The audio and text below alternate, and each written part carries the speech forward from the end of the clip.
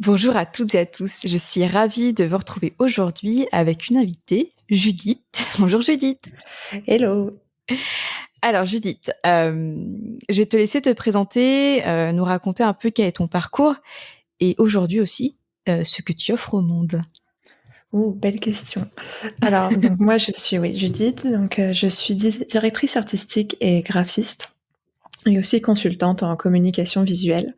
En fait, je crée des identités visuelles et des supports de communication pour des entrepreneurs qui montent des structures à plus ou moins grande échelle.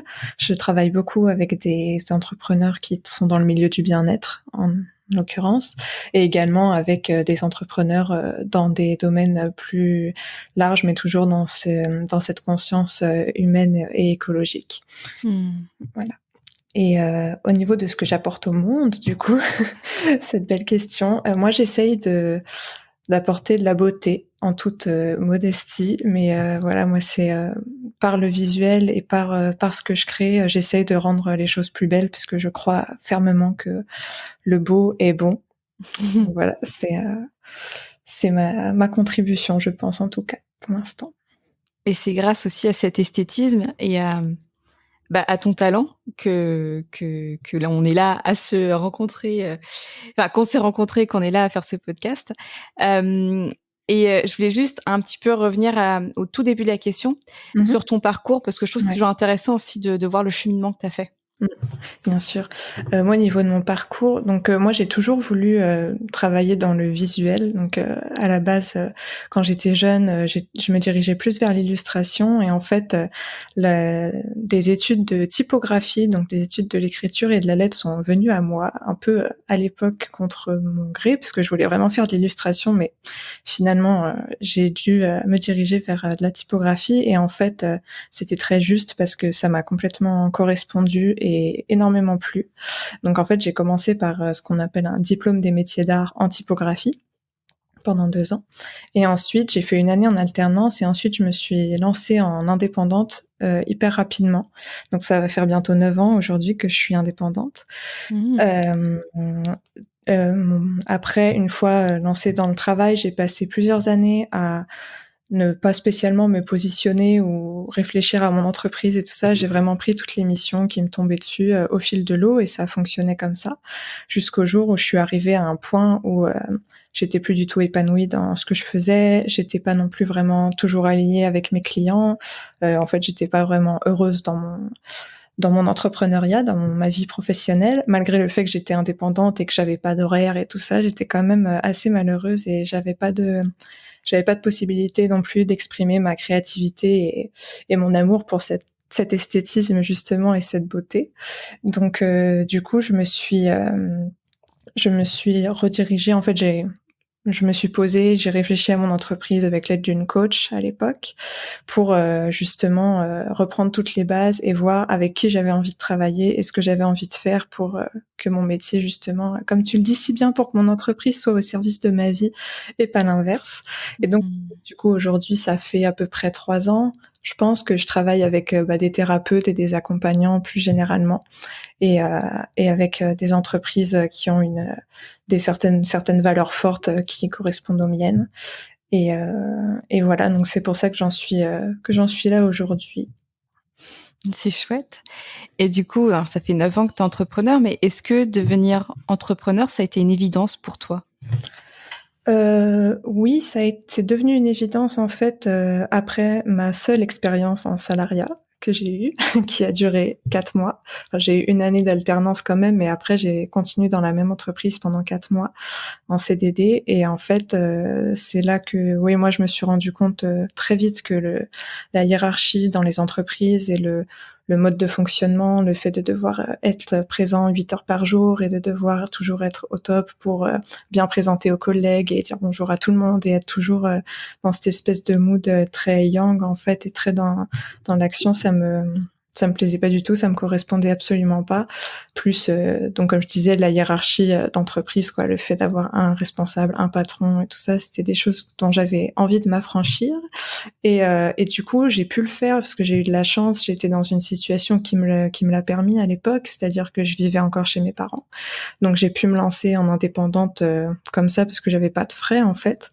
Et euh, et je savais que c'était possible parce que j'avais l'exemple de ma mère qui a été architecte en libéral pendant très longtemps. Et du coup, je savais ce que c'était que de travailler pour soi, entre guillemets, ou d'être son propre patron, comme il disait. Donc, c'est ça qui m'a donné cette liberté de me lancer aussi. Mais je ne l'ai pas fait du tout avec un état d'esprit d'entrepreneur. Moi, je voulais juste pas être salariée, mais j'avais pas encore passé le pas d'être entrepreneur.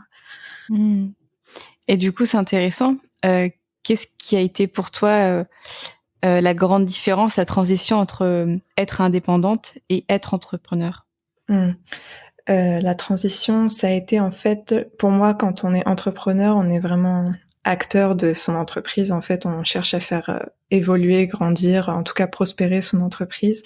Donc, on met en place des actions dans ce sens-là, donc des actions de communication, des actions de prospection, des actions, enfin voilà, il y a plein de choses à faire. Et quand j'étais indépendante ou freelance, moi, j'étais vraiment dans cette posture passive où je prenais ce qui me tombait dessus et ça roulait comme ça. Mais j'étais pas du tout actrice de mon activité en fait. Donc pour moi, être entrepreneur, c'est être acteur ouais, de son activité. Bah, merci pour ton partage parce que c'est vrai que moi, j'ai beaucoup de mal à comprendre la différence entre freelance et entrepreneur parce qu'au final, pour moi, enfin, les deux créent une entreprise pour pouvoir travailler. Et c'est vrai que moi, je me suis pas du tout considérée un jour indépendante ou freelance, mais depuis que j'ai commencé mon entrepreneuriat, et pourtant c'était de la prestation de service en tant qu'agent commercial, mais c'est vrai que j'ai toujours vu ça comme de l'entrepreneuriat. Et c'est vrai que du coup j'ai du mal, mais je comprends davantage avec ton explication et ton point de vue. Et finalement, tu me dis si c'est juste pour toi ce que je te partage, mais c'est comme si être indépendante ou freelance, c'était rester dans le cadre salarial. C'est juste que c'est toi qui factures. C'est qu'en fait c'est un peu plus comme si tu recevais l'émission, mais du coup c'est pas toi qui les crée, quoi. Oui, c'est ça. Je pense que oui, effectivement, on se rapproche en tout cas de cet état d'esprit où on est dans une posture d'attente et de voilà, on a des missions, on les fait, on est payé, mais on reste ben finalement, j'allais dire presque en dessous entre guillemets du client dans le sens où c'est le client qui demande, c'est le client qui paye, donc nous on est à son service dans la pure prestation. Et du coup moi au niveau de l'entrepreneuriat, je vois plus ça finalement comme une collaboration avec les clients qu'une prestation qu'un simple service quoi. Après c'est mes définitions et ma façon de voir les choses, je pense qu'il y en a beaucoup d'autres, mais Bien sûr. ouais. Mais en tout cas, merci. Je pensais pas du tout qu'on avait parlé de ça, mais je trouve vraiment intéressant. Qu'est-ce qui, toi, te fait que chaque matin tu te lèves aujourd'hui? Aujourd'hui, qu'est-ce qui fait que je me lève chaque matin? La volonté de faire des choses qui me plaisent, en fait. La volonté d'être bien et d'apprécier ma journée. Ça peut paraître bizarre, mais en fait, le matin, je suis contente de me dire il faut que je fasse ça pour mon client, il faut que je fasse ça pour mon entreprise, et ça me fait plaisir. C'est que des choses qui me font vibrer en fait, et du coup c'est ça qui me fait me lever le matin personnellement. Et puis après à plus grande échelle, si on commence à parler de mission de vie entre guillemets et de choses comme ça, ce qui me donne aussi la force de me lever le matin, c'est cette volonté d'accompagner des gens qui participent à rendre le monde meilleur en fait. Pas tout, voilà, mes clients dans le bien-être ou investis dans des problématiques écologiques et tout ça. Pour moi, c'est des gens qui participent à la création du monde de demain et du monde désirable qu'on pourrait avoir. Et moi, j'ai vraiment à cœur de les accompagner sur ce chemin-là et de les aider à développer tout ça. Voilà. Et du coup, on ressent vraiment dans ce que tu dis que t'as vraiment des valeurs qui sont très fortes chez toi. Est-ce que tu souhaites nous les partager aujourd'hui? Oui, avec plaisir. Oui, donc moi, ma première valeur, je pense, qui prend pas mal de place, c'est avant tout effectivement la beauté, l'esthétisme, mais pas dans un sens purement surface ou j'ai pas le mot. En tout cas, pas juste l'esthétique pour l'esthétique. Superficielle. Voilà, superficielle. Merci. J'ai pas juste la beauté pour la beauté, mais la beauté parce que pour moi c'est la traduction de la bonté en fait, de ce qui est bon et de ce qui est épanoui et tout ça. Donc bon, bref, c'est la beauté en premier et ensuite d'autres valeurs très fortes qui sont notamment la conscience dans les actes, la conscience dans ce qu'on produit, dans ce qu'on fait, dans ce qu'on dit, pour plus de respect de soi, des autres, de l'environnement et tout ça. Et également la transparence, parce que je pense que voilà, l'honnêteté, enfin ça va avec le reste, mais la transparence et l'honnêteté, c'est des choses qui me tiennent beaucoup à cœur et je mets d'ailleurs un point d'honneur à avoir avec mes clients des relations très honnêtes et très humaines. Enfin, j'aime pas du tout. Enfin, par exemple, on se tutoie toujours, on est tout le temps dans une relation assez proche finalement parce que je je me reconnais pas du tout dans des relations très professionnelles, costard cravate et attention, on fait attention à ce qu'on dit et tout ça. Enfin voilà, moi j'ai besoin de cette humanité et de cette transparence dans toutes les sphères de ma vie, mais notamment dans mon travail aussi. Et pour finir, bien sûr, les valeurs écologiques et environnementales. Donc voilà, c'est pour moi aujourd'hui c'est primordial de toute façon et j'ai du mal à comprendre qu'on n'ait pas ces valeurs-là en 2022, mais mais bref, ouais, ça fait vraiment partie de ma vie aussi, autant dans ma vie personnelle, dans mes actions et dans mon mode de vie, que j'essaye dans ma vie professionnelle aussi de rendre mes actions de création plus responsables, plus éco-responsables, en tout cas moins impactantes négativement.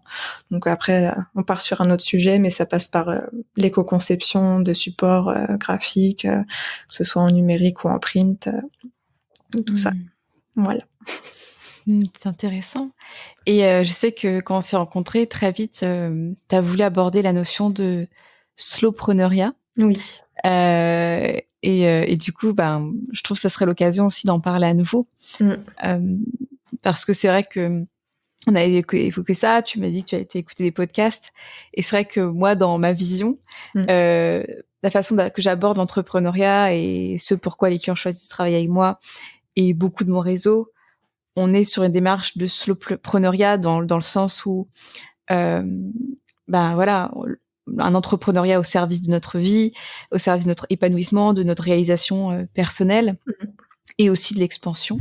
Mais du coup, je serais vraiment intéressée d'avoir ta vision du slowpreneuriat et aussi du coup de comment tu le vis toi au quotidien. Mm. Ouais, alors moi le slowpreneuriat, effectivement, je suis complètement déjà d'accord avec ta définition, ou en tout cas le fait d'avoir son entrepreneuriat au service de sa vie et pas l'inverse. Et moi j'ajouterais que effectivement le slow entreprendre, c'est entreprendre en fonction de son énergie à soi qui nous est propre, quoi. Donc par exemple, moi je suis quelqu'un qui a une énergie très fluctuante, où il y a des moments où j'ai des gros pics d'énergie et je peux travailler pendant quelques heures à fond et abattre beaucoup de travail. Et après, 2 jours, ne plus travailler parce que j'ai plus cette énergie-là. Et en fait, moi, de pratiquer le slowpreneuriat, ça me permet de travailler en respectant ces fluctuations d'énergie qui sont pas du tout, enfin, qui correspondent pas du tout à ce qu'on attendrait dans le monde du travail, dans notre société aujourd'hui. Donc c'est en fait un moyen pour moi, le slowpreneuriat, de me réapproprier la façon de travailler aussi par rapport à moi, mon fonctionnement. Et en fait, moi, cette notion, elle est rentrée dans ma vie.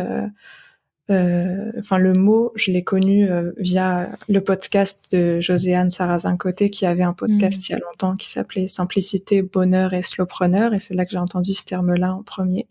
Mais en fait, rétrospectivement, je me rends compte que j'ai toujours fait du slowpreneuriat depuis que je me suis lancée, enfin que je me suis mise en indépendante, parce que j'ai toujours considéré que mon énergie et moi, je passais avant mon travail, en fait, et que le travail n'était pas le centre absolu de ma vie, et qu'il fallait que le travail respecte justement mon énergie et ma façon d'être. Donc ouais, ça est un peu pour moi une nature en fait. Slowpreneur, c'est pas un truc où je me suis convertie à un moment en me disant ah ça c'est génial, je vais devenir slowpreneur. J'ai vraiment toujours été comme ça. Et euh, et donc ouais, par rapport à mon parcours avec le slowpreneuriat et après, je trouve qu'il y a aussi plus j'y réfléchis et plus je lis sur le sujet, plus je trouve que dans le slowpreneuriat, il y a aussi une dimension presque politique ou en tout cas très engagée de une volonté en fait de réinventer la façon de mener le business, de travailler pour justement se défaire des codes et des injonctions qui sont plutôt délétères en général de notre société, du monde du travail, quoi. Donc ouais, pour moi c'est aussi ça, c'est pas que pour soi ralentir, respecter son énergie et tout, c'est aussi une volonté de presque militer pour une autre façon de vivre. Voilà. Ouais, chez moi, il y a aussi cette forte envie de montrer que autre chose est possible Mmh. et d'aller aussi un peu à l'encontre de toutes les excuses qu'on peut se trouver pour justement rester dans la situation où l'on est actuellement. Ouais. Et, euh, et du coup, pareil, déjà dans l'entrepreneuriat que j'ai commencé à début de cette année, j'étais en début 2022, comme si ça me donnait très loin, mais en fait, c'était il y a 11 mois, donc c'est pas très si loin que ça. Mais il y avait vraiment cette volonté-là. Et puis finalement aussi de partir au Costa Rica, ça a été un autre step. Et puis il y a plein de gens qui pourraient me dire, bah ouais, mais bon, t'avais de l'argent pour y aller. En fait, non. Mais je l'ai fait et l'argent je l'ai Ouais. créé après, pendant, avant, pas après. Et en fait, c'est montrer qu'il y a tellement de façons d'entreprendre qui est possible. Mmh. Et je ramène aussi au podcast. Alors je sais plus quel numéro, mais c'était avec Alexandre Ramage de la Place qui est boulanger. Ou pareil, lui en fait, on pourrait se dire que en tant que boulanger, il y a forcément un cadre qui l'empêche en fait de vivre sa vie Mmh. pleinement. Et en fait, non, il a construit sa boulangerie, son fournil Mmh. et son entreprise autour de sa vie et de sa vie de famille, qui est pourtant pour lui aujourd'hui sa priorité. Mmh. Donc oui, je trouve qu'en fait, il y a quelque chose d'assez militant de montrer qu'autre chose est possible en tout cas. Mmh. Carrément. Et c'est super inspirant l'histoire de la boulangerie parce que c'est vraiment le genre de métier où vraiment on s'imagine pas comment c'est possible de pas se lever à 4 heures du matin tous les jours pour faire le pain et tout ça. Et du coup, ouais, c'est bel épisode. Ah oui, oui, et puis je trouve voilà, c'est une porte ouverte pour tant d'autres personnes. Mmh. Ouais, Parce que je carrément. trouve que tu vois, Ça inspire aussi. Mmh. toi comme moi, dans nos prestations et d'entreprise, on est vraiment sur une prestation de service. Donc, Mmh. à la limite, qu'on travaille à n'importe quelle heure de la journée, ou si on travaille 3 heures dans la journée ou 10 heures, en fait, on fait comme on veut. Et donc, il y a Mmh. plein de gens qui projettent ça aussi sur nos métiers. Ouais. Et du coup, ils disent, bah oui, mais là, on peut, enfin, quelqu'un qui a un magasin, comment dire, qui a vraiment un travail manuel, des choses comme ça, bah non, on Mmh. peut pas faire comme on veut. Mmh. Et bah Alexandre, c'est la preuve que si. Et du coup, l'expression créer sa vie, ça t'évoque quoi, toi? Mmh. Ça m'évoque créer sa vie, ça m'évoque ne pas écouter les désirs et les injonctions des autres, mais Mmh. écouter les siens, enfin ses propres désirs et ses propres envies. Mais du coup, ça implique aussi de se connaître, donc de prendre le temps de se connaître et d'être intègre et honnête aussi avec soi-même. Ouais. Mmh. Et surtout, ouais, pas se laisser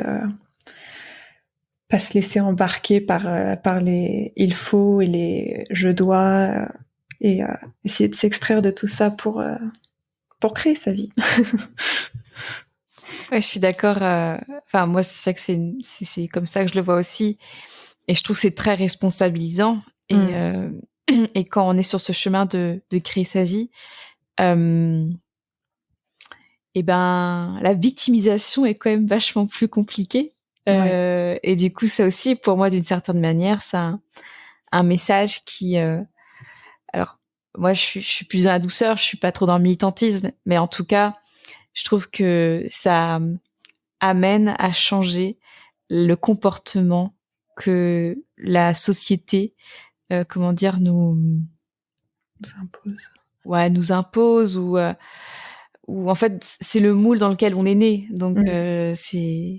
c'est pour ça que c'est aussi très challengeant de créer Mmh. sa vie et Ouais, que carrément. sur certains aspects, enfin la responsabilité, on a tellement donné notre pouvoir à l'extérieur et que c'est tellement beaucoup plus simple de remettre la faute Mmh. sur les autres que du coup c'est un process qui est pas en un claquement de doigts, mais c'est aussi Mmh. venir récupérer un peu toutes ces parts de responsabilité qu'on a Mmh. parfois même avec plaisir donné à l'extérieur parce que du Ouais, coup c'est clair. c'était presque salvateur d'une certaine manière. Mais Mmh. ouais, c'est un grand cheminement, je trouve, de créer sa Ouais. vie. Ouais, je suis complètement d'accord avec toi et je pense que c'est de toute façon un cheminement de la vie entière aussi. Mhm. On n'a jamais vraiment fini et heureusement d'ailleurs parce que ça veut dire qu'une fois qu'on a fini de la créer, bah, elle est terminée. mais mais ouais, je suis vraiment carrément alignée avec ce que tu dis et notamment la notion de reprendre sa responsabilité et reprendre son pouvoir aussi sur sa propre vie. Pouvoir, comme tu dis, qu'on a beaucoup délégué et beaucoup donné à l'extérieur et en fait le reprendre, c'est d'un côté c'est salvateur parce que bah c'est ça qui donne l'impulsion pour créer donc sa vie et pour bah, peut-être être plus heureux, être mieux et faire les choses de manière plus alignée. Mais en même temps, bah c'est beaucoup de responsabilités. Comme tu le dis, c'est arrêter aussi de se victimiser, c'est c'est faire ce qu'il faut pour en fait et il faut être prêt à le faire. C'est vrai que Mais après, c'est un pas après pas. oui. C'est comme j'ai dit, c'est pas un claquement de doigts, donc Mmh. on peut déjà se lancer sur Oui, oui, une carrément. petite part de pouvoir qu'on a remis extérieur ou Mmh. voilà, c'est pas forcément enfin de toute façon, c'est pas tout d'un coup et comme Ouais. tu as dit, je pense que je suis d'accord avec toi, c'est un peu l'œuvre d'une vie. Et du coup, ça m'évoquait aussi quelque chose. Donc toi, ça fait 5 ans que tu es non, pas 5 ans. Ça fait 9 ans que tu es entrepreneur. Mmh. Et moi, ça va faire bientôt 6 ans. Ouais. Et ce que je ressens depuis que je suis vraiment sur ce chemin d'un entrepreneuriat qui est conscient, voulu, choisi, créateur et créé. Euh, et ben, du coup, on va dire que ça fait à peu près 1 an que je suis dans cette démarche-là vraiment. Mmh. Je vois déjà que 1 an plus tard, bah, ce qui était pour moi déjà des énormes pas à l'époque, aujourd'hui, je réajuste parce qu'en fait, il y a des choses qui sont déjà plus ok pour moi ou que j'ai envie de transformer et Mmh. avec encore plus de conscience. Est-ce que toi, tu ressens aussi ça que ce qui me semblait déjà un truc de fou à une époque, en fait, au fur et à mesure, eh bien, on a envie d'ajuster parce que, eh ben, on sent de plus en plus ce vers quoi, enfin, ce qu'on a envie de vivre, en fait, tout simplement. Mmh. Ouais, bah moi, ce que tu dis là, ça m'évoque clairement ma réserve et ma timidité. Ou aussi, quand je me suis lancée en indépendante, c'était aussi une certaine manière pour moi, je pense, de me cacher entre guillemets, d'être tranquille, de pas avoir de collègues, de faire mes petits trucs dans mon coin et tout. Et quand j'ai décidé justement de reprendre mon pouvoir là-dessus et de d'être plus entrepreneur que freelance ou indépendante, j'ai compris que je pouvais plus me cacher derrière ça et que c'était des choses que j'avais besoin de transcender, sinon de changer chez moi, parce que je pense qu'on n'est pas forcément obligé de changer fondamentalement sa nature, mais par contre sortir de sa zone de confort et bah après voilà, se faire connaître, parler aux gens et tout ça, pour moi déjà à ce moment-là, c'était waouh, un gros pas. Et aujourd'hui, effectivement, en fait, à force de l'avoir fait et de continuer à le faire, bah en fait, ça devient une habitude et ça devient facile. Et je me dis bah pourquoi pas commencer à voir un peu plus grand à mon échelle évidemment. Et donc du coup par quoi ça passe? Est-ce que ça passe par intervenir dans des podcasts ou par ou par faire des ateliers en live ou des choses comme ça? Après voilà, ça c'est mes réflexions autour de ça. Mais c'est vrai que ouais, moi déjà à l'époque, ce qui me semblait fou de parler au téléphone avec un client, c'était déjà un gros morceau pour moi parce que je suis très réservée.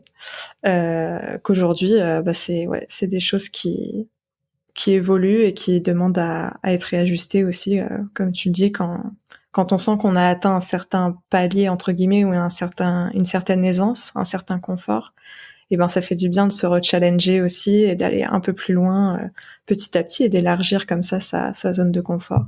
Moi c'est ça que ça m'a évoqué toi peut-être que tu pensais à d'autres aspects, je sais pas trop Non, à quoi je tu voulais pensais. vraiment justement avoir ton retour, mais ouais, moi j'aime bien voir la zone de confort comme une zone qui se stretch. Donc c'est vrai que depuis quelques mois maintenant, je parle d'élargir sa zone de confort. Ouais, Je trouve que c'est beaucoup moins maltraitant que de sortir sortir, ouais. de la zone de confort. Sortir et re-rentrer tout de suite après. Mais oui, je vois complètement. Et du coup, dans un peu dans cette vision-là, tu te vois où et comment dans 10 ans? 10 ans, c'est très très loin. Et Mais du coup, ça offre un monde des possibles incroyable. ouais, c'est clair. Alors dans 10 ans, si on est positif et que le monde existe encore Mais oui. et tout ça, moi dans 10 ans, je me vois un peu en référence. En fait, je me vois plus connue que je le suis aujourd'hui, tu vois. Enfin, c'est ce que j'aurais envie hein, dans un monde parfait. Euh, je me vois plus en effectivement en référence création visuelle quoi pour des entreprises. Moi, je suis très heureuse dans ce que je fais actuellement en termes de travail et tout ça, donc je me vois pas faire évoluer vraiment ma pratique vers quelque chose de très différent, mais par contre avoir acquis une certaine reconnaissance et notoriété et du coup avoir en fait un nom qui pèse entre guillemets, tu vois ce que je veux dire, enfin d'être installé en fait dans le paysage et d'être la personne à qui on pense quand on a besoin de travailler sur son identité visuelle pour son entreprise et tout ça.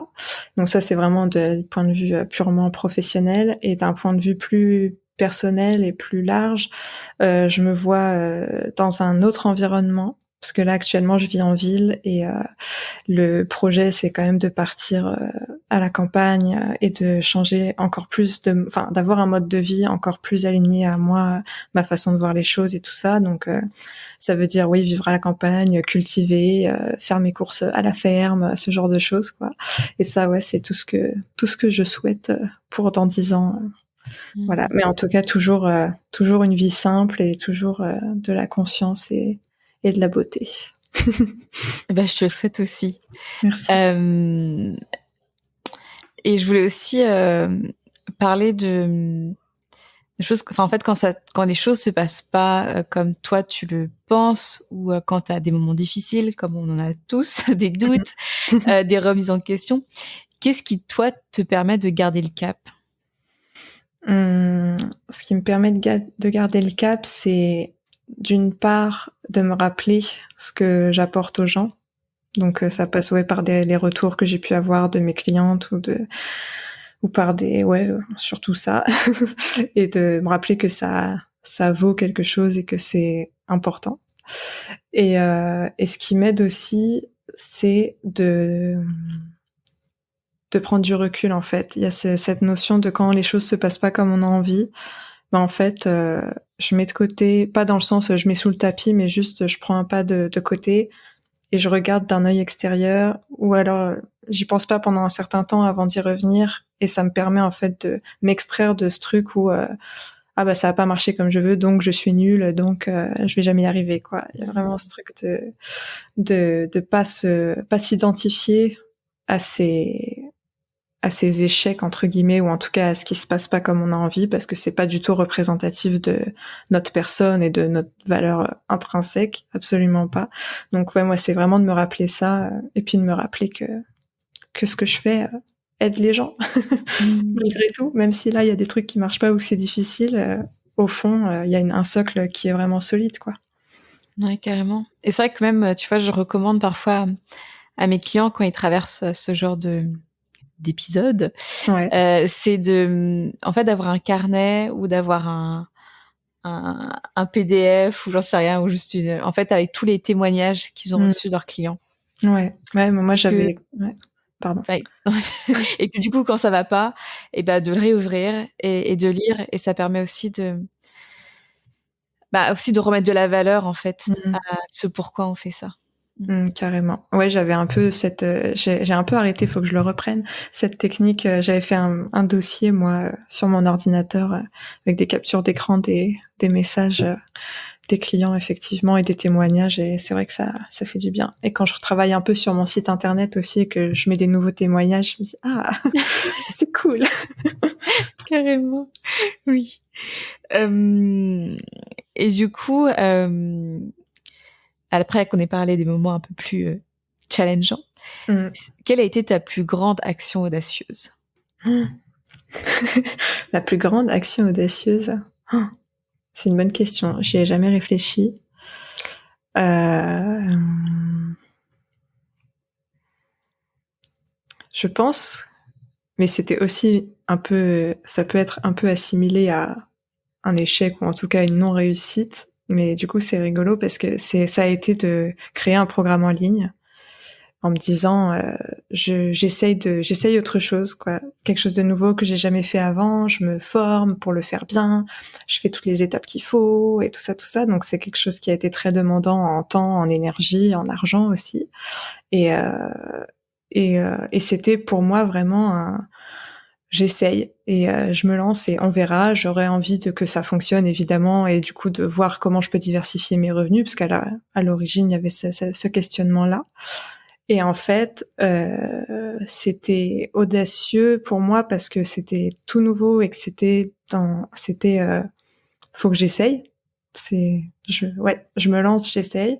Et au final, pour me rendre compte que, en fait, c'était vraiment pas fait pour moi, que j'ai pas envie de m'évertuer à vendre quelque chose de virtuel. Tu vois, enfin, j'ai besoin, en fait, de l'accompagnement, j'ai besoin du lien avec les gens, j'ai besoin d'échanger et des échanges personnalisés, en fait. Et, euh, et voilà. Donc, ouais, pour moi, c'était ça, je pense. Et c'est hyper intéressant aussi que tu aies évoqué la notion d'échec. Mm. J'aimerais bien que tu me parles justement un petit peu de toi, ta vision de l'échec. Ouais. Pour moi, l'échec, il y a une dimension effectivement de non-atteinte des objectifs, mais bon, pour moi, c'est pas la dimension la plus importante, même si elle est présente et elle existe et que c'est comme ça qu'on quantifie aussi les choses. Mais pour moi, par exemple, dans le cadre de mon programme en ligne que j'ai pas vendu autant que je l'aurais souhaité ou que j'avais comme objectif, le c'est un échec entre guillemets à ce niveau-là, mais par contre au niveau de ce que ça m'a apporté moi personnellement, de tout ce que j'ai mis en place pour tout ça, de ce que ça m'a aussi apporté comme connaissance de moi-même finalement, de faire toute cette démarche et aussi des liens que ça a créé, parce que même si j'ai pas atteint tous mes objectifs, ça m'a quand même permis de rencontrer du monde et tout ça. Euh, pour moi, c'était pas, enfin, ouais, c'était pas un échec en fait. Du coup, pour moi, pour revenir à ta question, un échec, c'est qu'effectivement, peut-être que d'un côté, les objectifs chiffrés ou autres ne sont pas atteints, mais par contre, c'est toujours quelque chose qui t'apprend des choses quand quand t'arrives à prendre du recul sur la question et que tu te poses avec ça et que t'as digéré le fait que t'as pas atteint tes objectifs, c'est toujours quelque chose qui t'apprend des choses, ouais, sur toi, sur les autres, sur ton travail, et du coup, ça peut te permettre aussi de repositionner, reshifter, réajuster des choses. Voilà. Donc ouais, moi cette vision de l'échec, c'est celle-ci ouais que j'ai et que j'essaye aussi de me rappeler dans les moments plus difficiles, de me dire c'est pas grave, je vais apprendre des choses. C'est ça qui est important. Ouais, complètement. Et c'est vrai que moi, alors, ça n'empêche pas que parfois, j'ai déjà vécu ce qu'on pourrait qualifier d'échec ou de flop. Mm. J'en ai fait d'ailleurs un épisode dessus. Mais c'est vrai qu'au final, c'est qu'une expérience. Et Mm. nous, en tant qu'humains, on va mettre l'étiquette de réussite ou échec Mm. ou agréable, désagréable. Ouais. Et en fait, c'est que des qualificatifs parce qu'au final, ça reste une expérience. Mm. Et du coup, je trouve que la plus belle chose qu'on puisse se poser comme question lorsque ça arrive, c'est quelle est l'opportunité là-dedans. Ouais, carrément. Et je trouve que ça permet vraiment encore une fois, de reprendre son pouvoir. Et du coup, ça soit un tremplin pour autre chose. Ouais, c'est clair. Carrément. Écoute, je crois que on a vraiment fait le tour de plein de sujets différents. Il y a une question que je pose à tout le monde, et je vais te la poser aussi. C'est: qu'est-ce que tu penses qu'arriverait si chaque personne de cette planète se donnait la permission d'entreprendre sa vie? Je pense que si ça arrivait, le monde serait plus heureux. Il y aurait plus de joie. Il y aurait, du coup, moins de malheur, enfin moins de choses négatives. Et ouais, je pense plus de joie, plus d'épanouissement pour tout le monde, et du coup, enfin, un monde plus beau, tout simplement. Et je pense que la boucle est bouclée, comme ça, on revient au truc de la beauté. Mais oui, pour moi, si tout le monde reprenait son pouvoir, justement, et que tout le monde se donnait cette permission-là, et que tout le monde se donnait cette permission, c'est vraiment le bon mot. On avancerait vraiment vers un monde plus humain et plus beau. Voilà, c'est la beauté. J'ai pas d'autres mots.